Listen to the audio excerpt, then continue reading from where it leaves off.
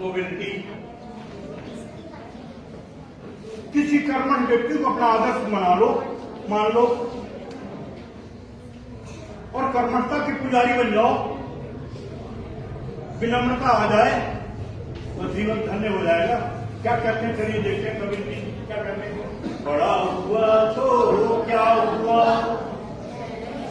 पेड़ खजूर पंछी को छाया नहीं।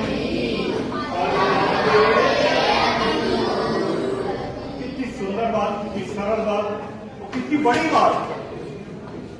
ऐसा बड़ा व्यक्ति बनने से क्या फायदा जिसका लाभ किसी को ना मिल रहा हो।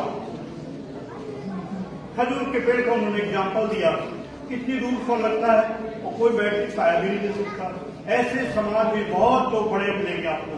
ऐसा बड़ा व्यक्ति बनने से कोई लाभ ना आपको है ना और किसी को है। ऊंचा पानी ना टिके नीचे ही ठहराए, नीचा होए सो भरी पिए, ऊंच प्यासा जाए। पानी का स्वभाव है, कहाँ नीचे से ऊपर की तरफ बहता है, क्या ऊपर से नीचे की तरफ बहता है पानी। और यदि आपको प्यास लगी है, झरने के पास आप गए, झरने में देखते हैं पानी के हाथ जाता है ऊपर से नीचे की तरफ बह रहा है, उसमें आपको पानी पीना है।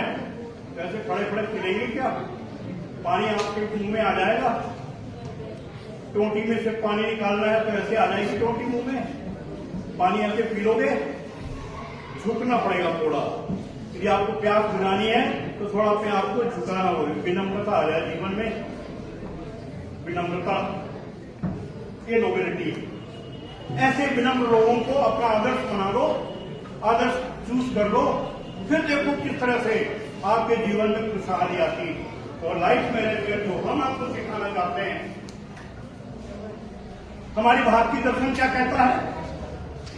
लाइफ मैनेजमेंट भारतीय दर्शन के अनुसार जीवन में उच्चता भी हो लेकिन सुचिता के साथ में, समृद्धि हो, खुशहाली हो लेकिन आनंद के साथ में। अक्सर दोनों चीजें लोगों को मिलती नहीं है। जो धन धान्य संपूर्ण लोग हैं उनके अंदर झांक के देखो, बाहर से तो लगेगा ये कारों में निकलते हैं, बड़ी बड़ी हवेलियां हैं, लेकिन उन हवेलियों के अंदर झांक कर जब उनके जीवन को देखोगे लगेगा इनसे अच्छा तो मेरा जीवन है कि हमारे पास गाड़ियां नहीं है, बड़े बड़े बंगले नहीं हैं, लेकिन जो आनंद हम ले रहे हैं उस आनंद से कोसों दूर। तो समृद्धि भी चाहिए, शांतता भी चाहिए। तो विनम्रता, इसको आइडियल बना लो, उसके जीवन का आदर्श मान लो और उनके अनुसार से चल पड़ो। तो क्या कहें, बड़ा हुआ तो क्या हुआ, जैसे पेड़ खजूर पंछी को छाया नहीं। हमारा भारतीय दर्शन कहता है कि जो चीज हमारी है वो तो हमारी है ही, जो तुम्हारी है वो तुम्हारी है, आवश्यकता पड़े तो हमारी भी तुम्हारी, तुम इसका भी सदुपयोग कर लो। ये भारतीय दर्शन है। पाश्चात्य दर्शन क्या कहता है कि जो हमारी है वो तो हमारी है ही है, और यदि हमें आवश्यकता है तो तुम्हारी भी हम छीन लेंगे। ये पाश्चात्य दर्शन, वो भी हमारी है। इतना फर्क है। फिर ये सोच, इसीलिए भारतीय व्यक्ति जो होता है वो भिखारी टाइप का भी बैठा रहता है। एक बार वो इंग्लैंड से लोग आए, ईस्ट इंडिया कंपनी के लोगों ने यहाँ सर्वे करवाया कि भारत को गुलाम कैसे बनाया जाए। तो पूरे कश्मीर से कन्याकुमारी तक, गटक से लेकर गटक तक घूमता रहा, कहीं उसको कोई दुखी व्यक्ति मिले ही नहीं। जो लंगोटी में था वो भी खुशहाल सीताराम सीताराम का जप कर रहा, आनंद में डूबा हुआ।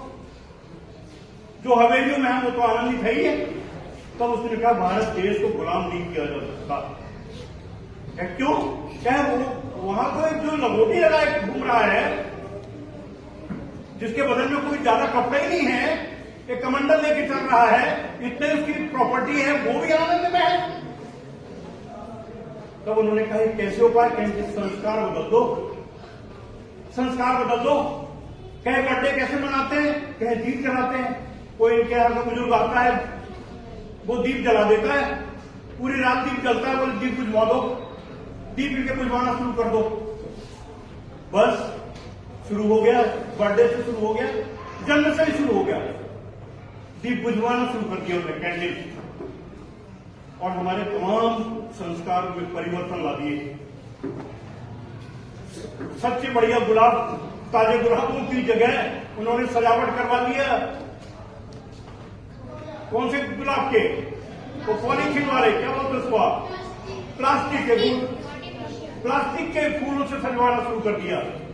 और तब से हमारे को इतना परिवर्तन हुआ कि पूरे देश को गुलाम किया कि नहीं? अरे किया कि नहीं, बोलो। इसलिए हमें अपना भारतीय दर्शन, उसके विचार हमको